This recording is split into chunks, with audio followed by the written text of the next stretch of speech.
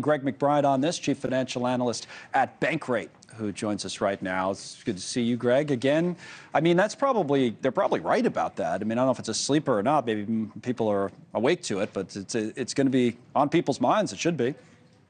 It's definitely on people's minds, Connell. I mean, just in polling that we've done, homeownership is still central to the American dream. 78% of Americans identify homeownership as part of the American dream. The things that are keeping people from buying homes revolve around, not surprisingly, affordability. It's high home prices. It's inability to afford the down payment and closing costs, insufficient income. So I think all of that, really resonates the fact that people want to buy homes.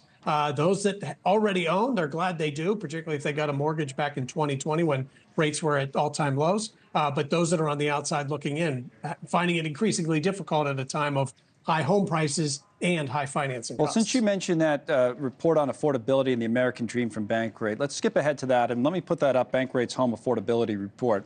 As Greg says, 78% say, yeah, home ownership is part of the American dream, and 56% lack the sufficient income to buy a home, and 40% with regrets.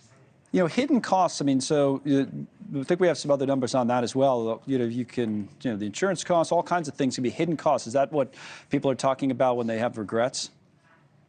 It certainly is. And, this is one of those where you got to be careful not to bite off more than you can chew because of the fact that, as anybody who's owned a home will tell you, the unplanned expenses that pop up are inevitable.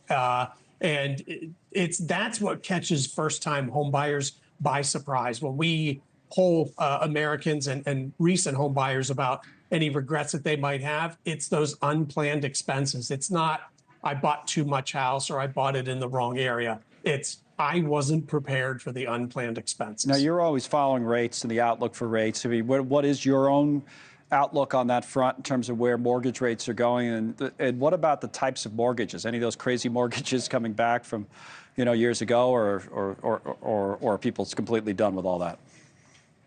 No, the traditional 30-year fixed is the lion's share of the market right now. Underwriting standards are much stricter than what we had seen even 10 years ago. It's certainly tighter than what it had been even at the beginning of the pandemic.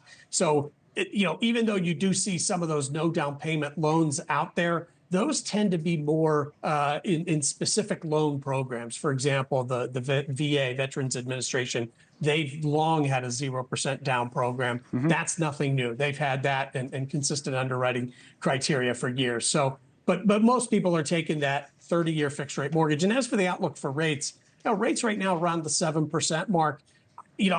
I would check your expectations in terms of how much rates are going to go down.